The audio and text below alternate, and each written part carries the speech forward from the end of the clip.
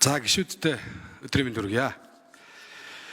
За 2024 оны намны жуулган дээр хэлжсэн үгэл бас давтъя да. Энэ төсөв бол ерөөсөө утгагүй төсвийн өрөөний мэдэгдэл ямар ч дунд хугацааны төлөвлөгөөнд уягдаагүй жилийн төлөвлөгөөгөө үгүйсгэсэн ийм л төсөв. Загас толгооноос өтдгөө. Монгол улсын ерөнхий сайд өөрийнхөө төсвийг 1.5%-аар нэмээд оруулаад ирсэн. 1.5 тэрбум төгрөгөөр. Улсын хурлын их хурлын дарга хамгийн газар за энэ оны гайхуудаа нэг 3.1 тэрбумаар буурсан байгаа. Түүнээс бол 2020 19 онтой харьцуулах юм бол 5-6 дахин өсөгдсөн. Монгол улсын ерөнхийлөгчийн хамгийн газар 2019 онд 4.6 тэрбум байсан. 20 онд 6.6 тэрбум байсан бол энэ жил 33.6 тэрбум. Гэхдээ энэ ард иргэдэд бол шудраг өсөг үсээд байгаа.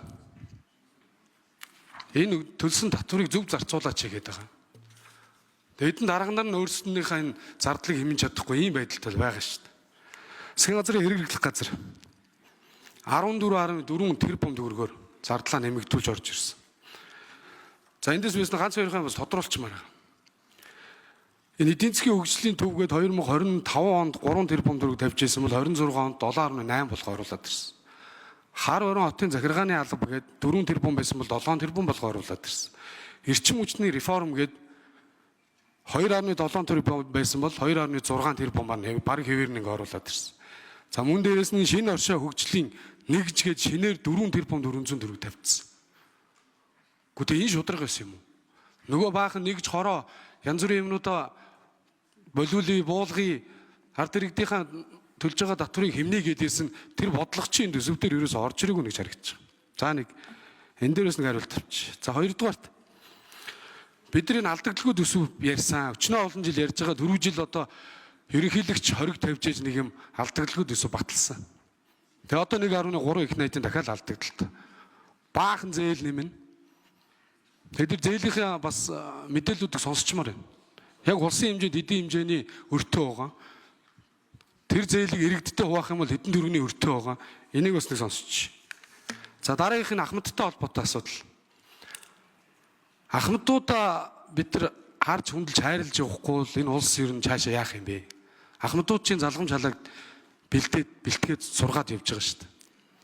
Тэгэхэд одоо ахмадуудынхаа тэтгэврийг 6% нэмсэн. За хуулийн судлаад үзэхээр болохоор өмнөх жилийн дунджаар гэж байгаа инфляцийн дунджаар бол 6.8 байгаа. Жилийн эцээрээ 9% байгаа.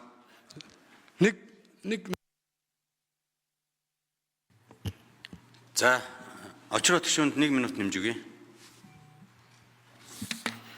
Тэг ядаж энэ хуулиа мөрдөөд энэ тэтгэврээ бодтойгоор нэмчлээ гэж байгаа. За дараа нь энэ төсвийн хүрээтэй холбоотой бүгдээрээ нүүрс ярьдаг. Экспортод ганц гарч байгаа бараа бүтээгдэхүүн гэж ярьдаг. Энэ бүгд наамд хятад ард улсын чинь 5 жилийн төлөвлөгөө одоо хилцэж байна. Энтэй хэр уйсан. Энийг бас нэг асуучмаар байна. За хамгийн сүүлийнх нь зардсан намын хэдэн сайд нарлуунаар үнэхээр дайрж шүү. Энэ хуучин ерөнхийлөгч юусэн үннүртэл гарч ирэл илүү дутуугаар нь ярих юм. Тэгээд тийм сайн байсан бол тэр үедээ хөгжүүлчихгүй байсан. Бүхэл албан тушаал дээр байсан шүү дээ. Тэгээд араас нь гарч ирэл олон долоо юм ярьдаг. Одоо өнөөдөр хүүхэд нь Батчугар гишүүнд энэ сууж илээ шүү дээ. Аавда хэлэх хэрэгтэй. Зарим нэг юмнаас хол байл та. Батчугар гишүүнээ нэрээ одоо тэгэл хэвлэл гарч ирэл өөрийнхөө телевизээр нэвтрүүлэг хийгээл баахан цацах юм. Энэ 8 сайд ажил хийх гэж ороод ажил хийсэн шүү дээ. Одоо харлуулахаар бол бид нар ийм харлуулсан нөхцөл байдлыг чи хариу өрөө шүү гэж хэлээ. За хариулт өгье. Нямсрын өвчрөл сайд. За эдийн засгийн хөгжлийн яамд бол нэг эрх байдаг. Тэр юу вэ гэвэл төсөв өөрөө улсын жилийн төлөвлөгөө, урт хугацааны бодлого, дунд хугацааны бодлого, баримт бичгүүдтэй уялдж байгаа хэсэг. Засгийн газрын 4 жилийн үйл ажиллагааны хөтөлбөр тусгагдсан зорилт хөтөлбөрүүд тусгагдсан хэсгээр зөвшөөрөл өгдөг.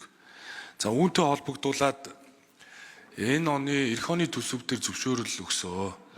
Энэ удаагийн улсын төсвийн төсөл нь алсын хараа Монгол улсын урт хугацааны хөгжлийн бодлогын баримт бичигт нийцсэн.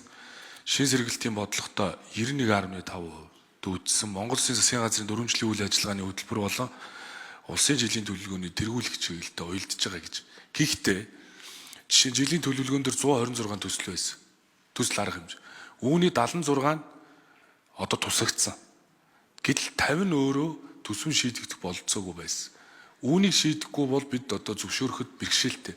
Тийм учраас энэ санхүүжилтэн тодорхойгүй төслүүдийг бид төр үеийн түншлэлээр явуулъя гэдэг зорилгоор төсвийг дагуулад төр үеийн түншлийн хуулийг оруулж ирж байгаа. 21 аймаг нийслэл өөрөө төр үеийн түншлийн төслийг нутгийн өрөө удирдах байгууллагатайгаа хамтраад өөрөө шийдвэрлэж явах бололцоог нь бүрдүүлээд багадаа одоо жил 3-4 сар болдог байсан.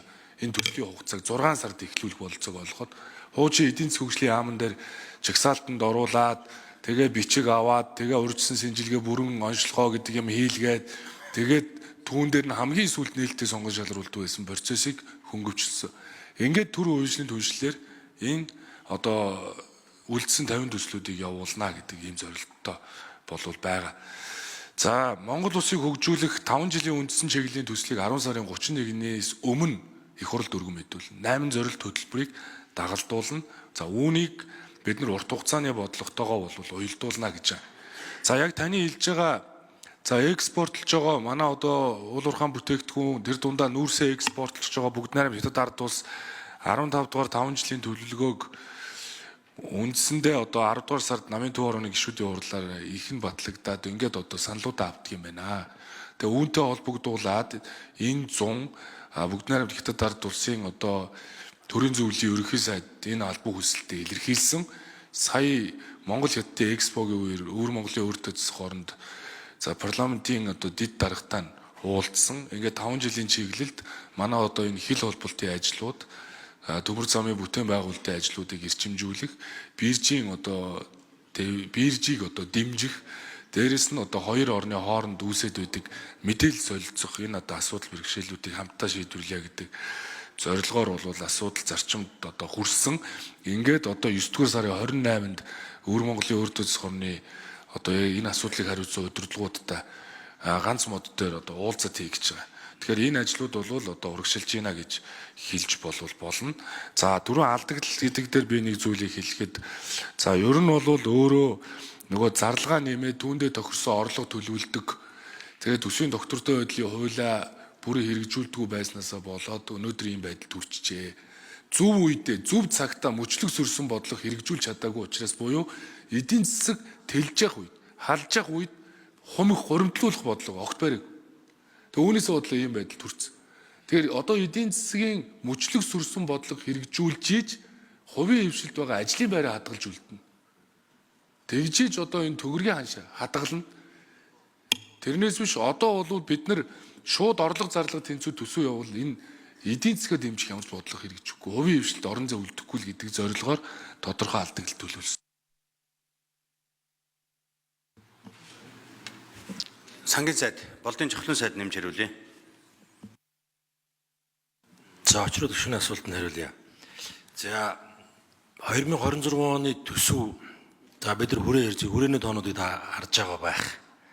2025 оны анхны тооноос зардал жишээ нь 2.8 их найдаар буурсан байгаа. 2.8 их найдаар. Тэгэхээр төсвийн ерөнхийлөн захирагч бүр дээр харах юм бол бүгд тодорхой хэмжээнд буурсан байгаа. За засгийн газрын эрхлэх газрын одоо төсөв бага хэмжээгээр нэмэгдсэн. За тэр нь бол бүтцтэй холбоотой.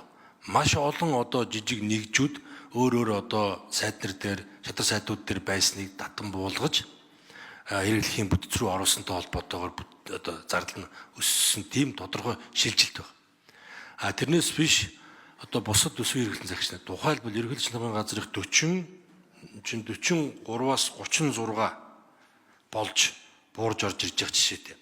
Хэрвээ бүх юмыг 19-18 оныхтай харьцуулах юм бол энэ чинь тэнгэр газар шиг өөр шүү дээ. Тэрнээс хойш